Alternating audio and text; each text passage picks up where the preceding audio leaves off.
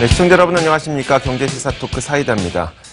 자, 그동안 그냥 보고만 있었던 가상화폐에 대해서 어제 정부가 이걸 규제를 해야 될지 말아야 될지를 전문가들에게 물어보는 공청회를 열었습니다. 자, 여기에서도 많은 이야기가 나왔다고 하는데요. 실제로 규제가 될 것인지에 대한 궁금증도 있고요.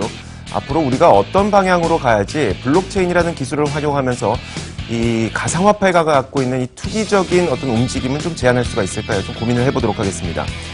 자, 이어서 미국에서는 세제 개편안이 통과가 됐는데요. 미국 기업들에게 세금을 깎아주겠다는 취지입니다. 그런데 반대로 우리나라에서는 법인세를 인상하자고 합의가 됐죠.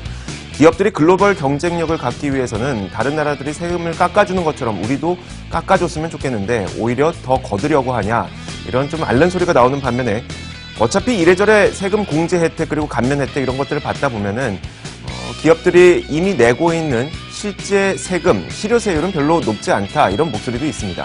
실제로 인상하게 됐을 때 우리 기업들에게 어떤 영향을 미치게 될지도 한번 고민해 보도록 하겠습니다. 지금 출발합니다.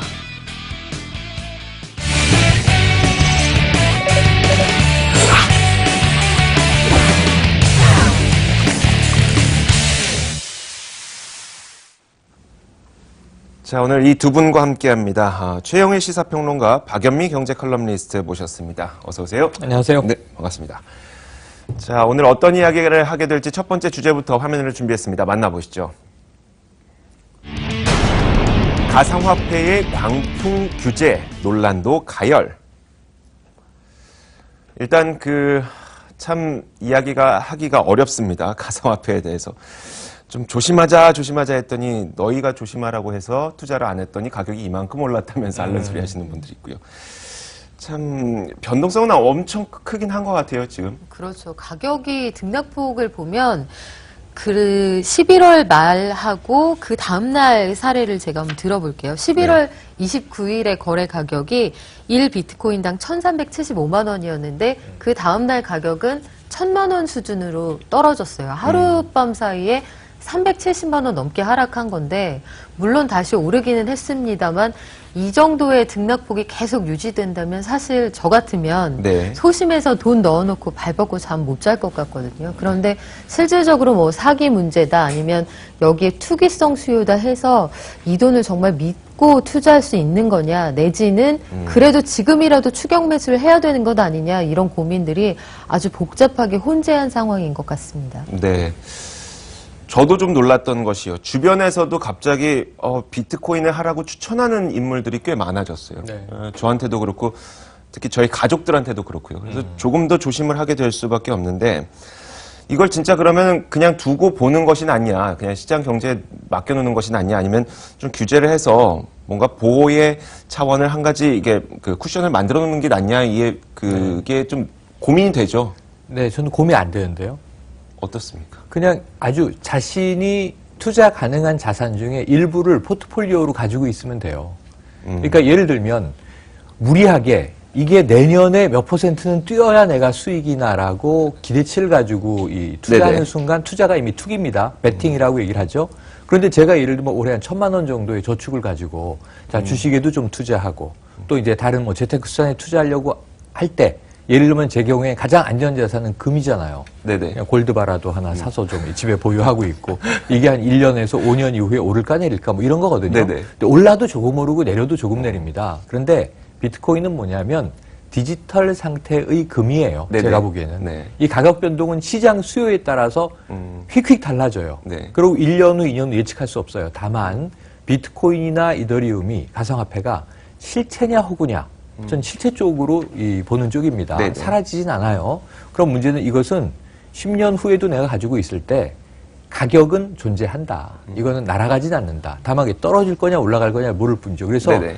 올해 초까지는 저는 주변에 다 투자하라고 말씀드렸어요. 지속적으로 오를 것 같습니다. 네네. 지금은 투자하지 말고 지켜보라고 말씀드리고 한번 학습해보고 싶으면 네네. 몇십만 원 가지고 사보시라고.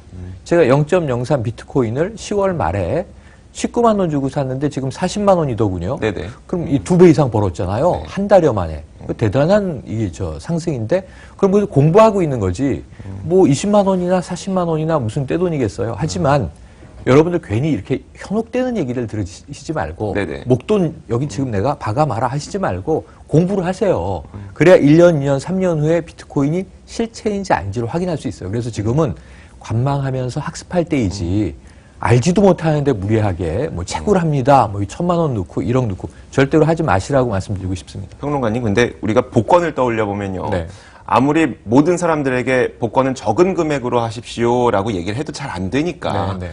결국은 이제 규제라는 걸 둬서 하루에 1인당 구매할 수 있는 금액을 제한을 둔 거 아닙니까? 그렇죠. 이런 것처럼 말씀하셨던 대로 나는 내 포트폴리오가 뭐 1,000만 원이니까 한 뭐 50만 원만 할 거야, 혹은 100만 원만 할 거야라고 이성적으로 생각하시는 분들이 대부분이라면 네. 규제가 필요 없겠지만 그렇지 않다면 네. 좀 필요하지도 않을까 싶어서요. 그래서 규제 방안이 나오고 네네, 있습니다. 어제 뭐 정무위도 있었고요. 법무부는 법무부대로, 금융위원회는 금융위원회대로. 그래도 저는 정부의 좀 종합적인 가상화폐에 대한 규정 이후에 제도가 통합적으로 나오지 않으면 위험해 보여요. 네. 지금 금융권, 한국은행은 가상화폐는 돈 아니다. 화폐가 아니다. 네. 하나의 아이템일 뿐이다. 그래서 지금 거래되고 있는데 실체가 있어 보이는데 문제는 이것이 커런시한 어떤 통화로 인정할 수는 없다. 이런 네네. 입장이에요. 네. 우리나라에서 가상화폐가 화폐로 인정받기는 어려울 것 같아요. 네네. 제도적으로. 다만 그것이 하나의 아이템 혹은 소장품 이렇게 이제 인정될 수 있을 것 같아요. 그런데 문제는 우선 법무부 안을 보면 네. 이게 유사 수신 행위 아니냐. 다단계로 갈 수 있다. 실제로 최근에 이 박정훈 씨가 참여했던 네네. 마이닝 맥스라는 것은 딱 이 다단계 다단계 유사 사기, 수신 네, 사기입니다. 그렇죠. 네. 그건 투자 사기죠.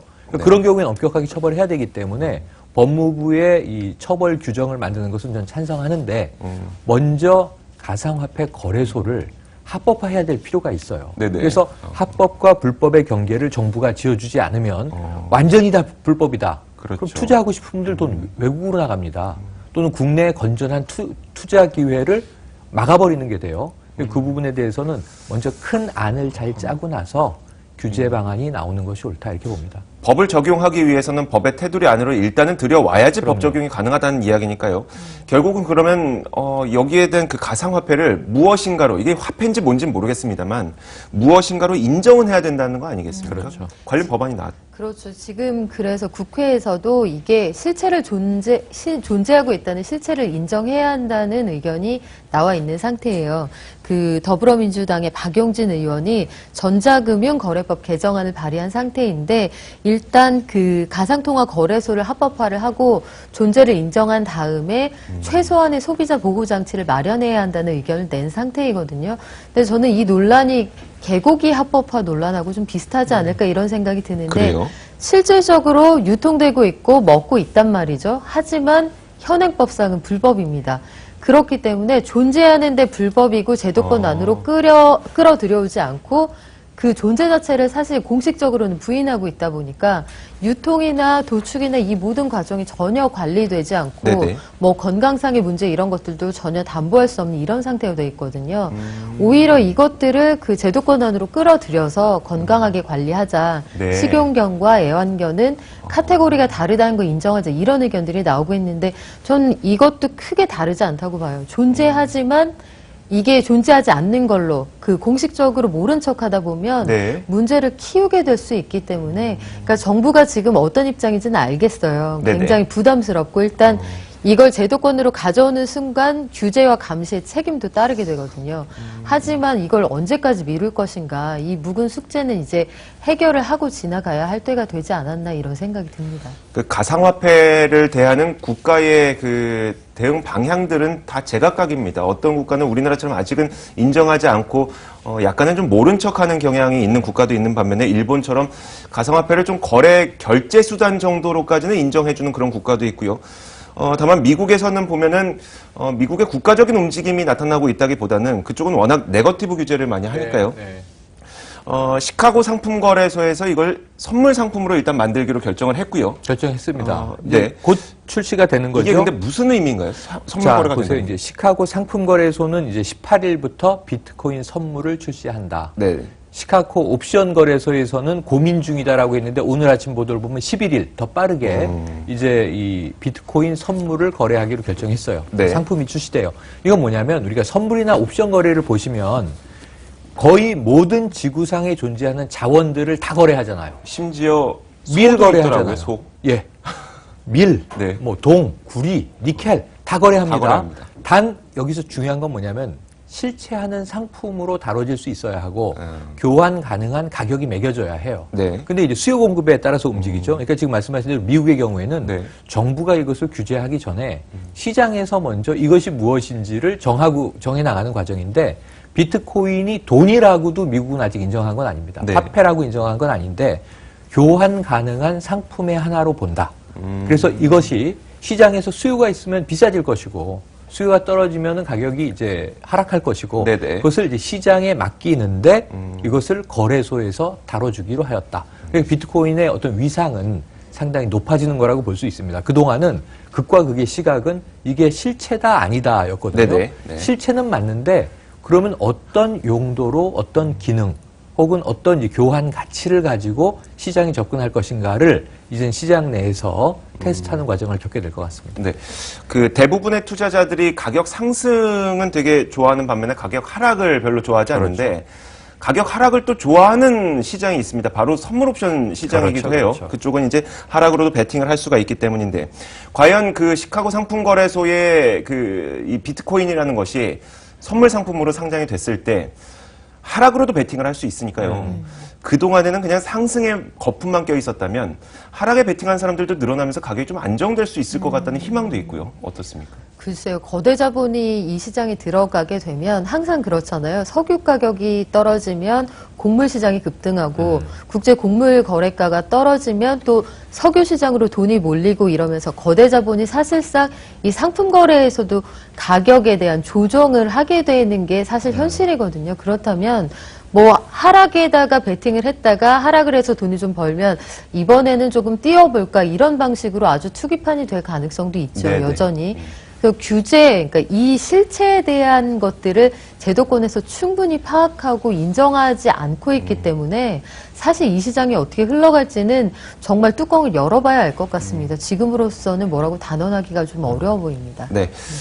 그리고 어제 나온 소식이었는데요. 베네수엘라에서는 또 가상화폐를 화폐로 도입하겠다라는 이야기를 하기도 합니다. 사실 이게 좀 이것도 면밀하게 잘 살펴봐야 되는 게 베네수엘라는 통화 가치가 진짜 완전 거의 휴지 조각이 될 만큼 통화 가치가 떨어진 상황에서 가상화폐를 도입한다는 거니까 그냥 다른 화폐를 도입하는 것과 좀 비슷하게 생각할 수도 있고요. 여기서 네. 무슨 의미를 찾을 수가 있는 건가요? 아니면 그냥 의미 찾기 어렵고요. 네. 이 화폐 개혁인데 가상화폐가 요즘 유행이니까 페트로커런시라는 이름의 네네. 베네수엘라의 화폐를 새로 만들겠다. 그런데 아까 이 선물 옵션 시장에서 없었던 새로운 존재가 하나 튀어나와서 네네. 이것이 여러 그 상품에 대한 여러 가지 그 시장에서의 돈이 움직이는 유동성에 완충작용을 할 수 있을 가능성이 있어요. 저는 역기능과 부작용도 분명히 나타날 텐데 네. 순기능과 또 순환의 작용도 일부 할 수 있다. 이것은 이제 사용자의 의지의 문제입니다. 네. 근데 베네수엘라는 제가 보기엔 국가적인 사기에 가까워요.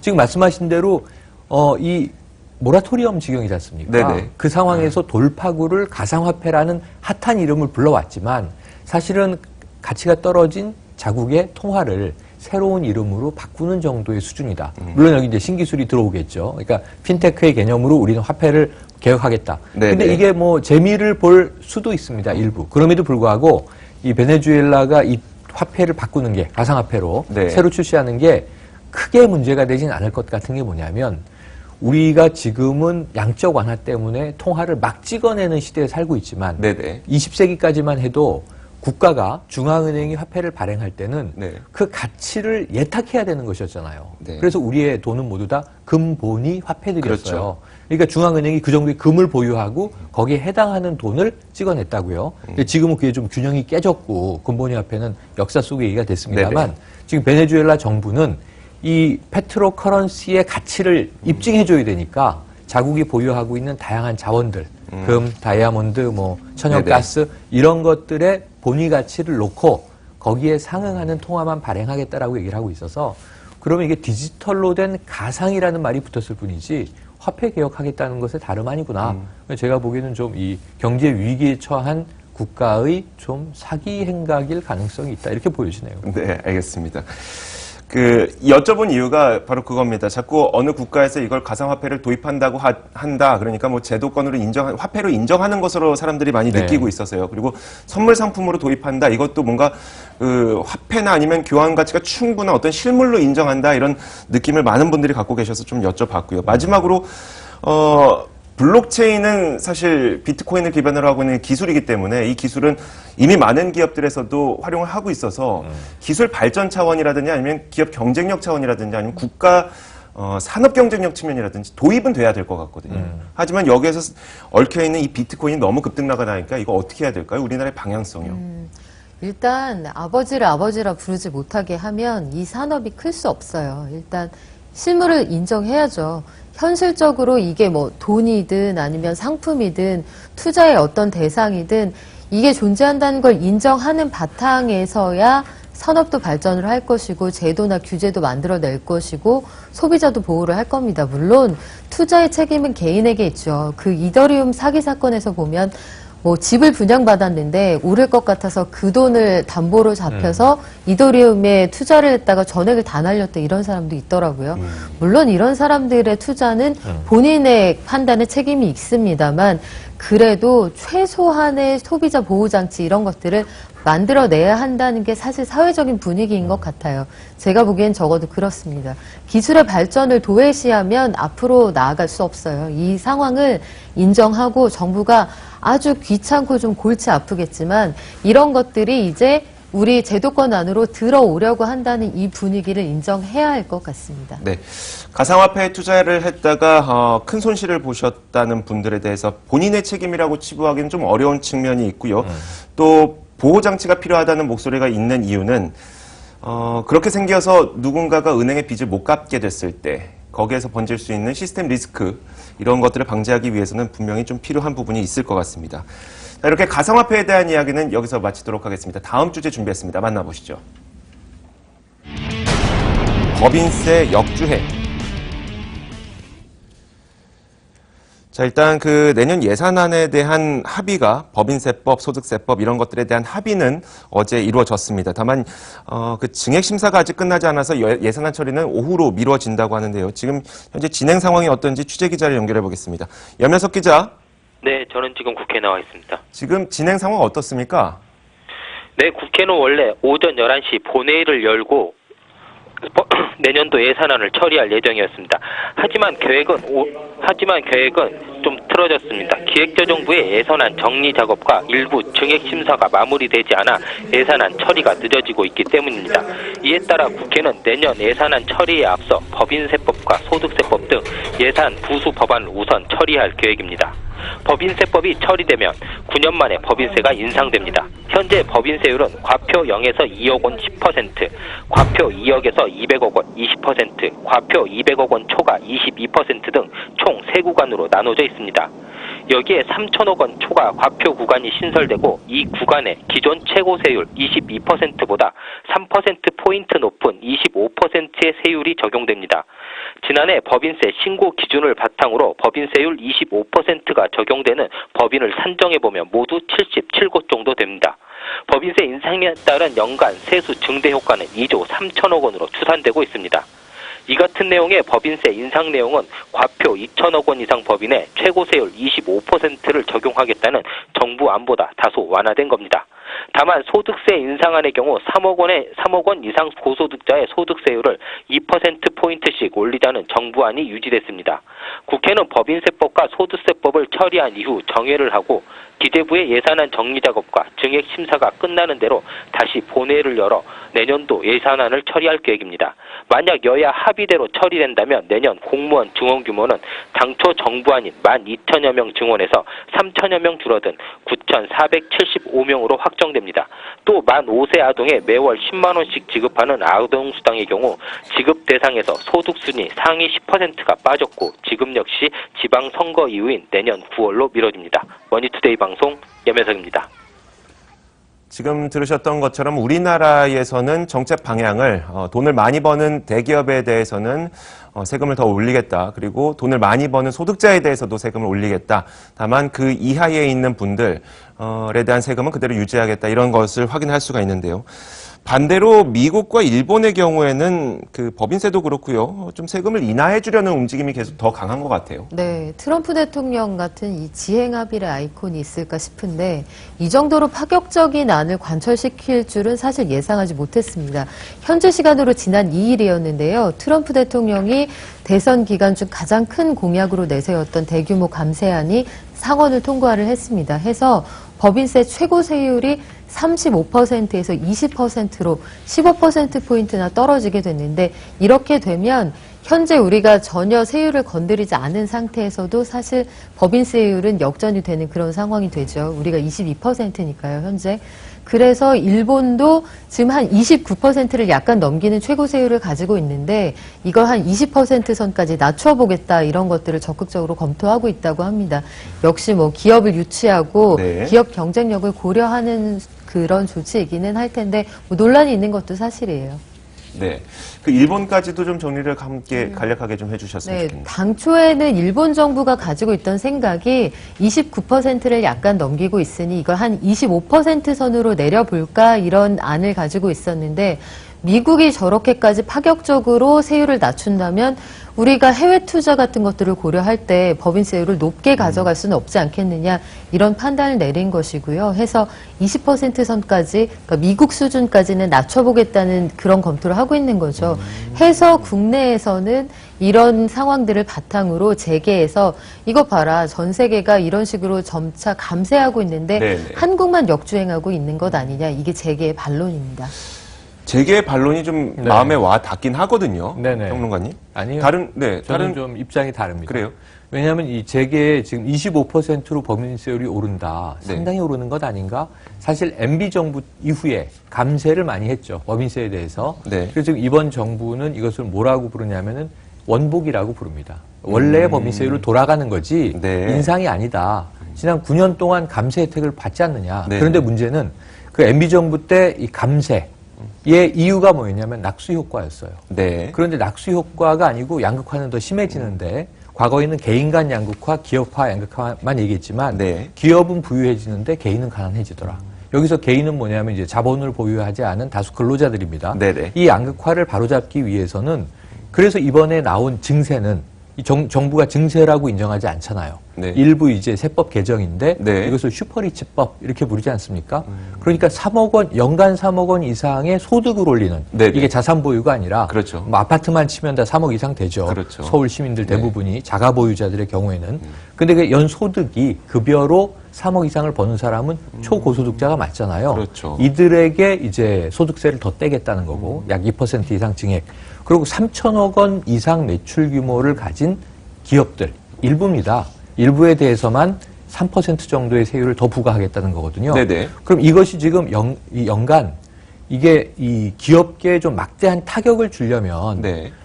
세수가 엄청나게 늘어나야 돼요. 근데 원래는 3조 정도 늘 것이다 그랬는데 지금 2.3조 넣는 거였잖아요. 네네. 왜냐하면 원래는 2천억 이상의 매출에 25% 법인세 하려고 했는데 이번에 여야가 밀고 당기다가 3천억 원 이상 매출에 25% 법인세. 네. 그러다 보니까 대상 기업의 수는 그야말로 대기업 일부로 축소돼 버렸어요. 그럼 이건 기업들이 화낼 문제가 아니라 재벌들이 화낼 문제이긴 해요. 네. 그럼 문제는 그 동안 9년의 기간 동안 이 감세된 부분에 대해서 그럼 대한민국 사회에 무슨 낙수 효과를 기여했느냐? 사회공헌을 그만큼 했느냐? 네네. 이런 부분들 좀 묻고 싶기 때문에 이것은 건전하게 일하는 중견, 중소기업 대다수에게 해당되는 게 아니라 특정 대기업들과 토론할 문제이다. 저는 이렇게 봅니다. 그 말씀하셨던 것처럼 세수 증대 효과가 2조 3천억 원 물론 큰 돈이긴 합니다만 생각보다 작다는 그런 의미는 그만큼 기업들이 나눠서 부담해야 될 돈도 그렇게 크지는 않다고 볼 수도 있는 거기 때문에요. 그렇다면은 법인세의 최고 세율이 인상된다고 해서 우리나라의 기업 경쟁력이 어떤 글로벌 대비해서 좀 역전이 된다고 문제가 생길까요? 어떻습니까? 그거는 뒤집어서 이렇게 생각하면 되죠. 그동안 22%일 때 우리가 굉장히 많은 투자를 유치하고 그래서 기업이 돈을 많이 벌어서 사회에 크게 공헌했느냐. 전체 국민소득에서 가계소득의 비중이 많이 늘어났느냐. 이 자료를 가지고 논리전을 펴야 하는 정부가 그런 입장이 되어 있는데요.